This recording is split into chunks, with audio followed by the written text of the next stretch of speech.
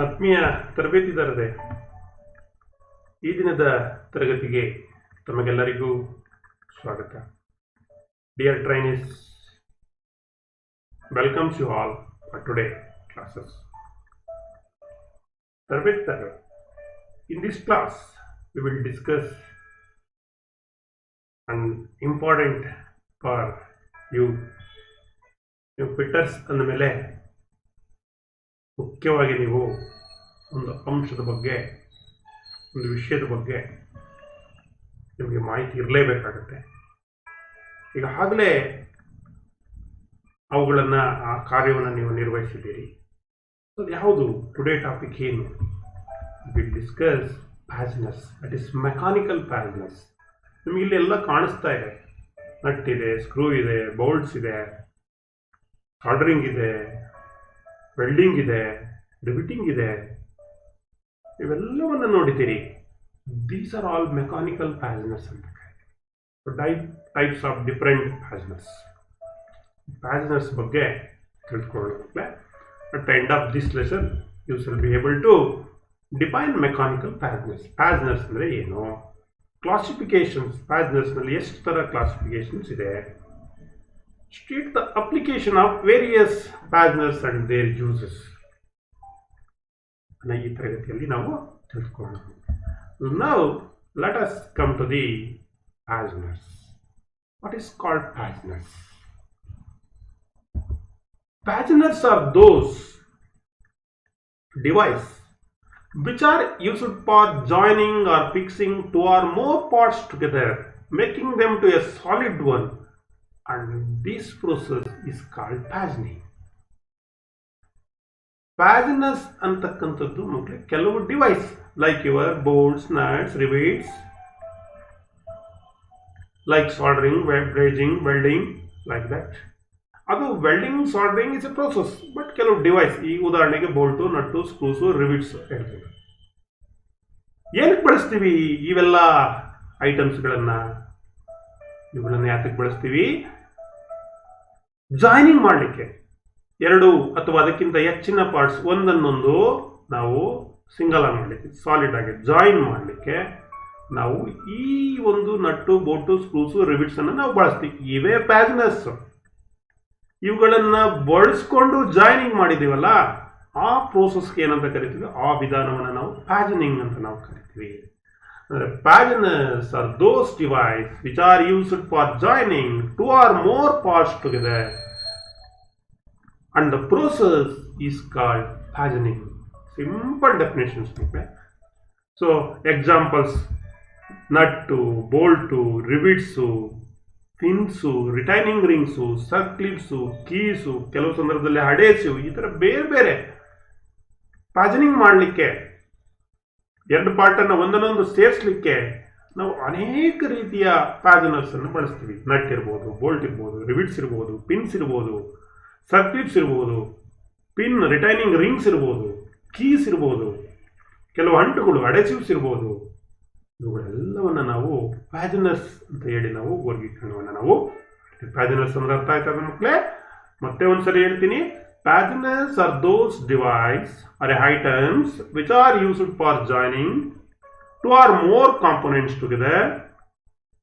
ಅರ್ಥ ಆಯ್ತಾ? And this process is called fastening. ಈಗ ಕ್ಲಾಸಿಫಿಕೇಶನ್ಸ್ ಆಫ್ ಫ್ಯಾಸ್ನರ್ಸ್. ಈ ಫ್ಯಾಸ್ನರ್ಸ್ ಅನ್ನ ಯಾವ ರೀತಿ ವರ್ಗೀಕರಣವನ್ನು ಮಾಡ್ತೀವಿ?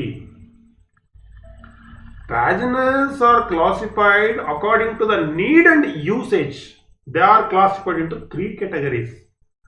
ಫ್ಯಾಸ್ನರ್ಸ್ ಅನ್ನು ನಾವು ಯಾವ ರೀತಿ ಕ್ಲಾಸಿಫೈ ಮಾಡ್ತೀವಿ ಅಂದ್ರೆ ಮಕ್ಕಳೇ, ನೀಡು ಅಂದ್ರೆ ಅದು ನಮ್ಮ ಯೂಸ್, ಬಳಕೆ ಏನು? ಆ ಎರಡು ಕಾಂಪೊನೆಂಟ್ ಅನ್ನು ನಾವು ಒಂದನ್ನೊಂದು ಸೇರಿಸ್ಬೇಕಲ್ಲ, ಜಾಯಿನ್ ಮಾಡಬೇಕಲ್ಲ, ಅದು ಯಾವ ಬಳಕೆಗೆ? ಅದರ ಆಧಾರದ ಮೇಲೆ ಟೆಂಪ್ರರಿ ಇರ್ತಿದೆಯೋ, ಪರ್ಮನೆಂಟ್ ಇರ್ತದೋ, ಸ್ವಲ್ಪ ಸಮಯದವರೆಗೆ ನಮ್ಗೆ ಬೇಕಂದಾಗ ಬಿಚ್ಕೊಳ್ಳೋ ಥರ ಇರ್ತದೋ, like that. It can be classified into 3 categories. ಅದು ಯಾವುದಪ್ಪ? ಒಂದು ಟೆಂಪರವರಿ ಅಂತ ಕರಿತೀವಿ, ಅಥವಾ ರಿಮೂವಬಲ್ ಫ್ಯಾಸ್ನರ್ಸ್ ಅಂತ ಕೂಡ ಕರಿತೀವಿ. Temporary fasteners, semi permanent fasteners, permanent fasteners. ನೋಡಿ, ಈ 3 classification: temporary, semi permanent, permanent fasteners. These are all the three important classifications, category of the paginers. ಈಗ ಟೆಂಪ್ರವರಿ ಪ್ಯಾಜನರ್ಸ್ ಬರೋಣ. ದಟ್ ಈಸ್ ಕಾಲ್ಡ್ ರಿಮೂವಬಲ್ ಪ್ಯಾಜನರ್ಸ್ ಅಂತ ನಾವು ಕರಿತೀವಿ. ನೋಡಿ, ಟೆಂಪ್ರವರಿ ಅಂದ ತಕ್ಷಣ ನಟ್ಟು ಬೋಲ್ಟ್ಸು ಸ್ಕ್ರೂಸು ಬಂದ್ಬಿಡ್ತು. ಏನು ಮಾಡ್ತೀರಿ? ಯಾವ್ದಾರ ಎರಡು ವಸ್ತುಗಳನ್ನು ಸೇರಿಸ್ಬೇಕು ಅಂದರೆ ನಟ್ಟು ಬೋಲ್ಟು ಹಾಕಿ ಟೈಟ್ ಮಾಡ್ತೀರಿ, ಹೌದಲ್ವಾ? ಪಿನ್ ಹಾಕ್ತೀರಿ, ಸರ್ಕ್ಯೂಟ್ ಹಾಕ್ತೀರಿ. ಏನಿದು ಯಾವಾಗ ಬೇಕಂದ್ರೆ ಅವಾಗ ಏನು ಮಾಡ್ಬೋದು ನೀವು? ಸ್ಪ್ಯಾನರ್ ತಗೊಂಡು ಅಥವಾ ಸರ್ಕ್ಯೂಟ್ ಪ್ಲೇಯರ್ ತಗೊಂಡು ಬಿಚ್ಚಿಬಿಡ್ಬೋದು. ಸರ್ಕ್ಯೂಟ್ ಹಾಕಿದ್ರೆ, ಪಿನ್ ಹಾಕಿದ್ರೆ ರಿಮೂವ್ ಮಾಡ್ಬೋದು. These are all temporary fasteners. The paginers like bolt, nuts, screws, studs, etc. Unable to use to join two or more components together easily, and also can be dismantled without damaging any component using the hand tools or power tools. ನೋಡಿ, temporary ಪ್ಯಾಜನರ್ಸ್ ನಾವು ಏನು ಬಳಸ್ತೀವಿ, ಇವನ್ನ ಒಂದು ಅಥವಾ ಎರಡು ಅಥವಾ ಅದಕ್ಕಿಂತ ಹೆಚ್ಚಿನ ಕಾಂಪೊನೆಂಟ್ಗಳನ್ನು ಈಸಿಯಾಗಿ ನಾವು ಜಾಯಿನ್ ಮಾಡ್ಬೋದು. ಕೆಲವು ಪವರ್ ಟೂಲ್ಸ್ ಅಥವಾ ಹ್ಯಾಂಡ್ ಟೂಲ್ಸನ್ನು ನಾವು ಬಳಸ್ಕೊಂಡು, ಉದಾಹರಣೆಗೆ ಸ್ಪ್ಯಾನರ್ಸು, ಸ್ಕ್ರೂ ಡ್ರೈವರ್ಸು, ಗನ್ಸು ಅನ್ನು ಬಳಸ್ಕೊಂಡು ನಾವು ಲಾಕ್ ಮಾಡ್ತೀವಿ, ಅಸೆಂಬಲ್ ಮಾಡ್ತೀವಿ, ಮತ್ತು ಡಿಸ್ಮೆಂಟಲ್ಲು ಅಷ್ಟೇ. ಅಂದರೆ ಈ ಡಿಸ್ಮೆಂಟಲ್ ಮಾಡುವಾಗ ನಮ್ಮ ಅಸೆಂಬ್ಲಿ ಕಾಂಪೊನೆಂಟ್ಗೆ, ಆ್ಯಕ್ಚುಯಲ್ ಕಾಂಪೊನೆಂಟ್ಗೆ ಯಾವುದೇ ರೀತಿಯಾದಂಥ ಡ್ಯಾಮೇಜ್ ಆಗಬಾರ್ದು. ಆ ರೀತಿ ನಾವೇನು ಮಾಡ್ತೀವಿ? ಈಸಿಯಾಗಿ ರಿಮೂವ್ ಮಾಡ್ತೀವಿ. That's why it is called removable fasteners. ಅರ್ಥ ಆಯ್ತಾ? ದ ಟೆಂಪ್ರರಿ ಪ್ಯಾಜನರ್ಸ್ ಅಂದ್ರೆ ಏನು ಮಕ್ಕಳೇ? These fasteners are those like bolt, nut, screw, stud, etc. to join two or more components together easily and can be dismantled without damaging any component. ಯಾವುದೇ damage ಇಲ್ಲದಂತೆ dismantle ಮಾಡ್ತಕ್ಕಂಥದ್ದು. Any component using hand tools, like hand tools ಇರ್ಬೋದು, power tools ಅನ್ನು ಬಳಸ್ಕೊಂಡು dismantle ಅನ್ನು ಮಾಡ್ಬೋದು. ಇದನ್ನು ನಾವು ಟೆಂಪ್ರರಿ ಪ್ಯಾಜನರ್ಸ್ ಅಂತ ಕರಿತೀವಿ. The most common types of male paginers used in industries are hexagonal head, square head, flat, countersunk head, round head, socket head, allen head, button head and socket set screws. ಈ ರೀತಿ screws ಅನ್ನು ನಾವು use ಮಾಡ್ತೀವಿ. ಇಲ್ಲಿ ಎಲ್ಲ ಇದೆ: hexagonal head, square head, countersunk, round head, socket head, allen head. So these are all the temporary paginers used for joining two or more components temporarily. Whenever we required, without damaging the component, it can be dismantled easily. So these are all temporary paginers. The most common type of female paginers, ఇది ಮೇಲ್ ಪ್ಯಾಜನರ್ಸ್ ನೋಡಿದ್ವಿ ನಾವು. ಏನೇನು ಇಲ್ಲಿ ನಿಮಗೆ ಪಟ್ಟಿ ಮಾಡಿ ತೋರಿಸ್ತೆ. Male fasteners hexagonal head, square head, flat head, like that. ಅದೇ ರೀತಿ ಫಿಮೇಲ್ ನಟ್ ಅನ್ನು ಯೂಸ್ ಮಾಡ್ತೀವಲ್ಲ ಇಲ್ಲಿ. So the most common type of female fasteners nuts ಅನ್ನು ಕಾಮನ್ ಆಗಿ ಇಂಡಸ್ಟ್ರೀಸ್ನಲ್ಲಿ ರೆಗ್ಯುಲರ್ ಆಗಿ ನಾವು ಯೂಸ್ ಮಾಡ್ತೀವಿ. ಹೆಕ್ಸಾಗನಲ್ ನಟ್ ಇರ್ಬೋದು, ಸ್ಕ್ವೇರ್ ನಟ್ ಇರ್ಬೋದು, ರೌಂಡ್ ನಟ್ ಇರ್ಬೋದು, ಕೆಲವು nylon ring, elastic stop nuts, ಈ ರೀತಿ ಅನೇಕ ಟೆಂಪ್ರರಿ ಪ್ಯಾಜನರ್ಸನ್ನು ನಾವು ಎರಡು ಕಾಂಪೊನೆಂಟನ್ನು ಜಾಯಿನ್ ಮಾಡಲಿಕ್ಕೆ ಟೆಂಪ್ರರಿಲಿ ಬಳಸ್ತೀವಿ. This type of fasteners are used for assembling two or more components together, make a sub assembly or make a full assembly. Sub assembly ಇರ್ಬೋದು, full assembly ಇರ್ಬೋದು. Whenever we required to dismantle, easily it can be dismantled without damaging the part. Object ಅನ್ನು damage ಮಾಡದಂತೆ, ಯಾವುದೇ ರೀತಿಯಾದಂಥ ತೊಂದರೆಯನ್ನು ಕೊಡದಂತೆ ಈಸಿಯಾಗಿ ನಾವೇನು ಮಾಡ್ಬೋದು? ಅದನ್ನು ಅಸೆಂಬಲ್ ಮಾಡ್ಬೋದು, ಡಿಸ್ಮೆಂಟಲ್ ಅನ್ನು ಕೂಡ ಮಾಡ್ಬೋದು. ಇಲ್ಲಿ ಬಳಸ್ತಕ್ಕಂಥ ಈ ರೀತಿ ನಟ್ಟು, ಬೋಲ್ಟ್ಸು, ಪಿನ್ಸು, ಸರ್ಕ್ಯೂಟ್ಸು, ಇವುಗಳನ್ನು ನಾವು ಟೆಂಪ್ರರಿ ಪ್ಯಾಜನರ್ಸ್ ಅಂತ ನಾವು ಕರಿತೀವಿ. ಇನ್ನು ಎರಡನೇದು ಸೆಮಿ ಪರ್ಮನೆಂಟ್ ಪ್ಯಾಜನರ್ಸ್. ಇದು ಇಲ್ಲಿ ಟೆಂಪ್ರವರಿ, ಪರ್ಮನೆಂಟ್ ಎರಡು ಮುಖ್ಯವಾದಂಥವು. ಇದರ ಮಧ್ಯೆ ಒಂದು semi permanent fasteners. Semi permanent fasteners are those it never stand either permanently or temporarily. ಇದು ಅಷ್ಟು ಈಸಿಯಾಗೂ ಕೂಡ ಬಿಸ್ಲಿಕ್ಕಾಗಲ್ಲ, ಮತ್ತೆ ಅಷ್ಟು ಗಟ್ಟಿಯಾಗೂ ಕೂಡ ಈ ಒಂದು ಜಾಯ್ನಿಂಗ್ ಪ್ರೋಸೆಸ್ ಇರಲ್ಲ. It can B separated easily without damaging the parts. ಇಲ್ಲೂ ಕೂಡ ಈಸಿಯಾಗಿ ಸಪ್ರೇಟ್ ಮಾಡ್ಬೋದು. Example riveted joint, soldering of electrical parts ಇರ್ಬೋದು, ಕೆಲವು ರಿವಿಟಿಂಗ್ಸ್ ನಾವೇನು ಮಾಡ್ಬೋದು? ಈಸಿಯಾಗಿ ಅದನ್ನು ತೆಗಿಬೋದು, ಅಂದರೆ ಆಕ್ಚುಯಲ್ ಕಾಂಪೊನೆಂಟನ್ನು ಡ್ಯಾಮೇಜ್ ಮಾಡದಂತೆ. ಸೊ ಇದನ್ನು ನಾವು ಸೆಮಿ ಪರ್ಮನೆಂಟ್ ಪ್ಯಾಜನರ್ಸ್ ಅಂತ ಕರಿ. ಉದಾಹರಣೆಗೆ ಸಾಲ್ಡ್ರಿಂಗ್ ಮಾಡ್ತಾ ಇರ್ತೀರಿ. ಸಾಲ್ಡ್ರಿಂಗ್ ಮಾಡೋದು ಹೇಗೆ? ಬೇಸ್ ಮೆಟಲನ್ನು ನೀವೇನು ಮೆಲ್ಟ್ ಮಾಡಲ್ಲ, ಜಸ್ಟ್ ಬೇಸ್ ಮೆಟಲನ್ನು ಒಂದು ಸ್ವಲ್ಪ ಪ್ರೀ ಹೀಟ್ ಮಾಡಿ ಈ ಸಾಲ್ಡರ್ ಏನು ಬರುತ್ತೆ ಅದನ್ನ ಮೆಲ್ಟ್ ಮಾಡಿ ಅಲ್ಲಿ ಜಾಯಿನ್ ಮಾಡಿರ್ತೀವಿ. ದೆನ್ ಈಗ ಉದಾಹರಣೆಗೆ ಎಲೆಕ್ಟ್ರಿಕಲ್ ವೈರು ಎಲೆಕ್ಟ್ರಿಕಲ್ ಕಾಂಪೋನೆಂಟ್ ಅಲ್ಲಿ ಜಾಯಿನ್ ಮಾಡ್ತಾರಲ್ಲ ನೋಡಿ, ಅಲ್ಲೇನು ಮಾಡ್ತಾರೆ ಸಾಲ್ಡರಿಂಗ್ ಮಾಡ್ತಾರೆ. ಮತ್ತೆ ಅದನ್ನ ರಿಮೂವ್ ಮಾಡ್ಬೇಕಾದ್ರೆ ಸ್ವಲ್ಪ ಅದನ್ನ ಹೀಟ್ ಮಾಡಿದ್ರೆ ಏನಾಗುತ್ತೆ, ಆ ಸಾಲ್ಡರಿಂಗ್ ಮತ್ತೆ ಮೆಲ್ಟ್ ಆಗುತ್ತೆ, ಈಸಿಯಾಗಿ ಅದು ರೀಓಪನ್ ಆಗುತ್ತೆ, ಯಾವುದೇ ರೀತಿ ಡ್ಯಾಮೇಜಿಂಗ್ ಪಾರ್ಟ್ಸ್. ಸೊ ಈ ರೀತಿಯಾದಂಥ ಒಂದು ಪ್ರೋಸೆಸ್ ಅನ್ನು ನಾವು ಸೆಮಿ ಪರ್ಮನೆಂಟ್ ಪ್ಯಾಜನರ್ಸ್ ಅಂತ ನಾವು ಕರಿತೀವಿ. ಸೊ ಅದರಲ್ಲಿ ಮುಖ್ಯವಾಗಿ ಈ ಸಾಲ್ಡರಿಂಗ್ ಇರ್ಬೋದು, ರಿವಿಟ್ಸ್ ಇರ್ಬೋದು, this are all comes under semi permanent fasteners. The fasteners like rivets are used to hold the plates. ಇದು ಎರಡು ಪ್ಲೇಟ್ ಅನ್ನ ಹೋಲ್ಡ್ ಮಾಡುತ್ತೆ permanently. The rivets are placed to the pre-drilled appropriate holes in parts to be joined or assembled by using rivet side. The tail part of the shank is form into the edge closing the hole.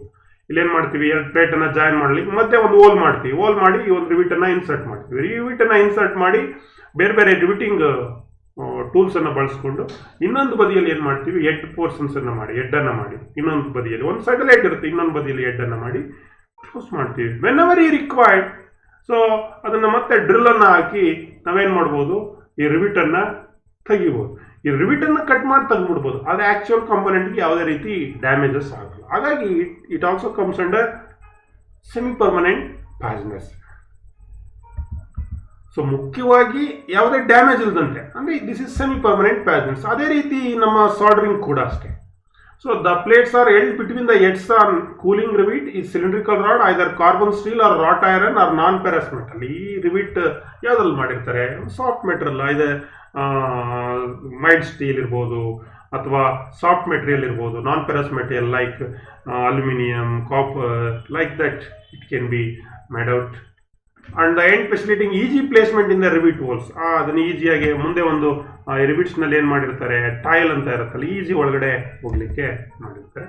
During dismantling, rivet ಅನ್ನು dismantle ಮಾಡೋದು ಹೇಗೆ, the rivets may be drilled to remove the plates already joint together without spoiling them.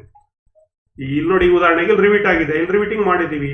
So ಇಲ್ಲೇನ್ ಮಾಡ್ಬೋದು, ಇದು soft material ನ use ಮಾಡಿರೋದ್ರಿಂದ ಇಲ್ಲೇನ್ ಮಾಡ್ತೀವಿ, ಇದ್ರ ಮೇಲೆ ಏನ್ ಮಾಡೋದು, ಡ್ರಿಲ್ ಮಾಡೋದು. ಒಂದ್ಸರಿ ಡ್ರಿಲ್ ಮಾಡಾದ್ಮೇಲೆ ಏನಾಗುತ್ತೆ, ನಾವು ಹೆಡ್ ಏನ್ ಕ್ಲೋಸ್ ಮಾಡಿರ್ತೀವಿ ಅದು ಓಪನ್ ಆಗುತ್ತೆ, ಈಸಿಯಾಗಿ ಏನ್ ಮಾಡ್ಬೋದು, ರಿಮೂವ್ ಮಾಡ್ಬೋದು. ಅಂದ್ರೆ ಈ ಒರಿಜಿನಲ್ ಆಕ್ಚುಯಲ್ ಕಾಂಪೋನೆಂಟ್ಗೆ ಯಾವುದೇ ರೀತಿ ಡ್ಯಾಮೇಜ್ ಆಗಲಿಲ್ಲ. So that's why without spoiling them ಏನ್ ಮಾಡ್ಬೋದು, ರಿಮೂವ್ ಮಾಡ್ಬೋದು. ಹಾಗಾಗಿ this process is permanent as well as semi permanent in nature.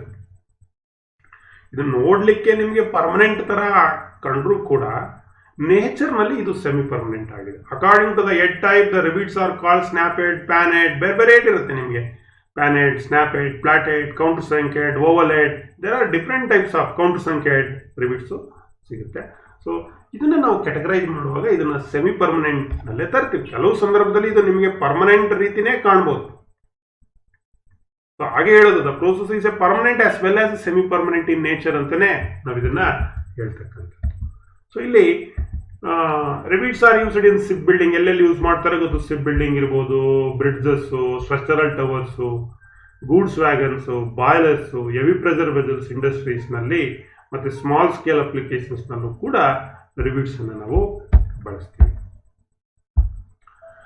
ಇನ್ನು ಮೂರನೇ ಒಂದು ಕ್ಯಾಟಗರಿ ಕ್ಲಾಸಿಫಿಕೇಶನ್ಸ್ ಪರ್ಮನೆಂಟ್ ಪ್ಯಾಜನರ್ಸ್. ಈ ಪರ್ಮನೆಂಟ್ ಪ್ಯಾಜನರ್ಸ್ ಅಂದ್ರೆ ಒಂದು ಸಲ ನೀವು ಜಾಯಿನಿಂಗ್ ಪ್ರೋಸೆಸ್ ಅನ್ನ ಮಾಡಿಬಿಟ್ರೆ ಮಕ್ಕಳೇ, ಆಕ್ಚುಯಲ್ ಕಾಂಪೋನೆಂಟ್ ಅನ್ನ ಡ್ಯಾಮೇಜ್ ಮಾಡದೇ ಇರೋ ರೀತಿಯಲ್ಲಿ ಇದನ್ನ ಬೇರ್ಪಡಿಸಲಿಕ್ಕೆ ಸಾಧ್ಯತೆ ಇಲ್ಲ. ಅದನ್ನ ನಾವು ಪರ್ಮನೆಂಟ್ ಪ್ಯಾಜನರ್ಸ್ ಅಂತ ಕರಿತೀವಿ. The joint which are fixed permanently by the process of brazing and welding and sometime riveting is also. ಈಗ ರಿವಿಟಿಂಗ್ ನಾವು ಸೆಮಿ ಪರ್ಮನೆಂಟ್ ಅಂತ ಕರೆದ್ರೂ ಕೂಡ ಕೆಲವು ಸಂದರ್ಭದಲ್ಲಿ ರಿವಿಟ್ ಅನ್ನು ಕೂಡ ಪರ್ಮನೆಂಟ್ ಆಗಿ ನಾವು ಕನ್ಸಿಡರ್ ಮಾಡ್ತೀವಿ. Since it cannot be separated easily without damaging once fixed. ಯಾವ ಒಂದು ಕಾಂಪೋನೆಂಟ್ ಅನ್ನ ನಾವು ಫಿಕ್ಸ್ ಆದ್ಮೇಲೆ ಅದನ್ನ ಡ್ಯಾಮೇಜ್ ಮಾಡದಂತೆ ಬೇರ್ಪಡಿಸಲಿಕ್ಕೆ ಸಾಧ್ಯತೆ ಇಲ್ವೋ ಆ ಕಾಂಪೋನೆಂಟ್ ಅನ್ನ, ಅದನ್ನ ಪರ್ಮನೆಂಟ್ ಪ್ಯಾಜನರ್ಸ್ ಅಂತ ಕರಿತೀವಿ. ಅದ್ರಲ್ಲಿ ಬೆಸ್ಟ್ ಎಕ್ಸಾಂಪಲ್ ಅಂದ್ರೆ ವೆಲ್ಡಿಂಗ್. ನೀವು ವೆಲ್ಡಿಂಗ್ ಮಾಡ್ತೀರಿ, ವೆಲ್ಡಿಂಗ್ ಅನ್ನ ಈಸಿಯಾಗಿ ನೀವು ಕಟ್ ಮಾಡ್ತೀವಿ, ಏನಾಯ್ತು, ಆಕ್ಚುಯಲ್ ಕಾಂಪೋನೆಂಟ್ ಡ್ಯಾಮೇಜ್ ಆಯಿತು. That's why it is permanent fasteners. The joint which are fixed permanently by the process of brazing and welding and sometimes riveting is called permanent fastening. So ಯಾಕೆಂದ್ರೆ it cannot be separated easily without damage once fixed. ಈಗ welding ಮಾಡಿದೀವಿ, ಬ್ರೇಜಿಂಗ್ ಮಾಡಿದೀವಿ, ಇದನ್ನ ಈಸಿಯಾಗಿ ನಾವು remove ಮಾಡೋಕ್ಕಾಗುತ್ತಾ? ಆಗಲ್ಲ. Dismantle ಮಾಡೋಕ್ಕಾಗುತ್ತಾ? ಆಗಲ್ಲ. ಏನು ಮಾಡಬೇಕಾಗುತ್ತೆ? ಈ ಪಾರ್ಟನ್ನು ಮತ್ತೆ ಗ್ಯಾಸ್ ಕಟ್ಟಿಂಗೋ ಸಾಯಿಂಗೋ ಏನೋ ಮಾಡಬೇಕಾಗುತ್ತೆ. ಅವಾಗ ಏನಾಗುತ್ತೆ? ಈ ಕಾಂಪೊನೆಂಟ್ ಎರಡು ಪ್ಲೇಟ್ ಏನಾಗುತ್ತೆ? ಡ್ಯಾಮೇಜಸ್ ಆಗೋಗುತ್ತೆ. ಈ ಥರದ್ದು ಪ್ರೋಸೆಸ್ಸನ್ನು ನಾವು ಪರ್ಮನೆಂಟ್ ಪ್ಯಾಸನಿಂಗ್ ಅಂತ ನಾವು ಕರಿತೀವಿ. ಇಲ್ಲಿ ಆರ್ಕ್ ವೆಲ್ಡಿಂಗ್ ಇರ್ಬೋದು, ಗ್ಯಾಸ್ ವೆಲ್ಡಿಂಗ್ ಇರ್ಬೋದು, ಬ್ರೇಜಿಂಗ್ ಇರ್ಬೋದು, ಇವೆಲ್ಲ operations used in industry during permanent fastening of components and structure. Once the arc welding, gas welding and brazing has been done, the components or the structure cannot be separated without damage. Hence, this type of fastening is called permanent fastening. Yeah, either in case riveting, ನಾವು semi permanent ಹೇಳಿದ್ವಿ, ಅದನ್ನು hole ಮಾಡಿ ಕಾಂಪೊನೆಂಟ್ಗೆ damage ಮಾಡಿದ್ರೆ ತೆಗೆದುಬಿಡ್ಬೋದು. ಆದರೆ once we can do arc welding, gas welding, CO2 welding, any welding, we cannot separate the component easily without breaking, without damaging. That's why it is called as permanent fasteners. Two old steel plates, structures together like goods wagons, buildings, shipbuilding, bridge structures, ಬೇರೆ assembly. Sometime before welding the component, the parts hold together with a temporary fasteners. ಇಲ್ಲಿ weld ಮಾಡುವಾಗ ಅದನ್ನ pictures, screws, rivets ಎಲ್ಲ ಹಾಕಿ ಅದನ್ನ hold ಮಾಡಿ ನಂತರ ಕೂಡ weld ಮಾಡೋದು ಇದೆ. ಅಂದರೆ ವೆಲ್ಡಿಂಗ್ ಆದಮೇಲೆ ಮತ್ತೆ ಕಾಂಪೊನೆಂಟನ್ನು ಈಸಿಯಾಗಿ ನಾವು ಆ್ಯಕ್ಚುಯಲ್ ಬೇಸ್ ಪಾರ್ಟನ್ನು ಡ್ಯಾಮೇಜ್ ಮಾಡಿದಂತೆ ನಾವು ಬೇರ್ಪಡಿಸಲಿಕ್ಕೆ ಆಗಲ್ಲ. That's why it is called permanent fastening ಅಂತ ನಾವು ಕರಿತೀವಿ. ಈಗ 3 ರೀತಿಯ ಪ್ಯಾಸನರ್ಸ್ ಬಗ್ಗೆ ನಿಮಗೆ ತಿಳಿಸ್ತೀವಿ. ಪ್ಯಾಸನರ್ಸ್ ಅಂದ್ರೆ ಏನು, ಟೆಂಪ್ರವರಿ ಅಂದ್ರೆ ಏನು, ಸೆಮಿ ಪರ್ಮನೆಂಟ್ ಅಂದ್ರೆ ಏನು, ಪರ್ಮನೆಂಟ್ ಪ್ಯಾಸನರ್ಸ್ ಅಂದ್ರೆ ಏನು ಅಂತ ತಿಳಿಸ್ತೀವಿ. ಇನ್ನು ಪರೀಕ್ಷಾ ದೃಷ್ಟಿಯಿಂದ ಇದರಲ್ಲಿ ಏನು ಪ್ರಶ್ನೆಗಳು ನಿಮಗೆ ಕೇಳ್ಬೋದು? The fasteners having a threading on both side. ಒಂದು ಪ್ಯಾಸನರ್ಸ್ ಇದೆಯಂತೆ, ಅದಕ್ಕೆ 2 ಸೈಡು ಥ್ರೆಡ್ ಇದೆಯಂತೆ. ಅದು ಯಾವುದು? Stud, nut, bolt, screw, 2 side thread ಇರತಕ್ಕಂಥದ್ದು ಸ್ಟಡ್ ಒಂದೇ. So it is a temporary fasteners. A is the correct answer. So which of the following is semi permanent or a permanent fastening? Sometime it is called permanent ಅಂತ ಕರಿತೀವಿ. ನೋಡೋಣ ಯಾವುದು? Bolt temporary, keys temporary, screws temporary, rivet it is a semi permanent. Sometime it is called permanent. When the component is damaged, to remove the rivet is called permanent. Without damaging the component, rivet can be easily drilled and removed. That is semi permanent. ಅವಾಗ ಯಾವುದದು? That is called rivet ಅಂತ ನಾವು ಕರೀತೀವಿ. rivets, semi permanent fasteners. D is the correct answer. Semi permanent fasteners can be separated by light heating, be easily separated, not be separated easily, not be separated by any means. So semi permanent fasteners ಏನಿದೆ ಅದನ್ನು ಈಸಿಯಾಗಿ, ಉದಾಹರಣೆಗೆ soldering ಅಂತ ತೆಗೆದುಕೊಂಡ್ರೆ light heating ಮಾಡಿದ್ರೆ ಅದನ್ನು ಈಸಿಯಾಗಿ ನಾವೇನು ಮಾಡ್ಬೋದು? ಸಪ್ರೇಟ್ ಮಾಡ್ಬೋದು. A is the correct answer. So which one of the following joining method is a permanent fastening? Permanent fastening method ಅದು riveting, welding, nut and bolt, soldering. Which is correct? ನಾಲ್ಕು ಇದೆ ಇಲ್ಲಿ. So that is called welding. Welding ಏನೋ ಒಂದ್ಸರಿ weld ಮಾಡಿದ್ರೆ ಕಾಂಪೊನೆಂಟನ್ನು damage ಮಾಡಿದಂತೆ ನೀವು ಸಪ್ರೇಟನ್ನು ಮಾಡಲಿಕ್ಕಾಗಲ್ಲ, ಅಸೆಂಬ್ಲಿಯನ್ನು ಡಿಸ್ಮೆಂಟಲ್ ಮಾಡೋಕ್ಕಾಗಲ್ಲ. ಸೊ ಯಾವುದಲ್ಲಿಗೆ? Welding. B is the correct answer. So ಮಕ್ಕಳೇ, ಈ ರೀತಿ ಪ್ರಶ್ನೆಗಳನ್ನು ನಿಮಗೆ ಎಕ್ಸಾಮ್ನಲ್ಲಿ ಕೇಳಲಿಕ್ಕೆ ಸಾಧ್ಯತೆ ಇರುತ್ತೆ. ಅಭ್ಯಾಸವನ್ನು ಮಾಡಿಕೊಳ್ಳಿ. So thanks to one and all for hearing us till now. ಎಲ್ಲರಿಗೂ ಧನ್ಯವಾದಗಳು. ಎಲ್ಲರಿಗೂ ಶುಭವಾಗಲಿ.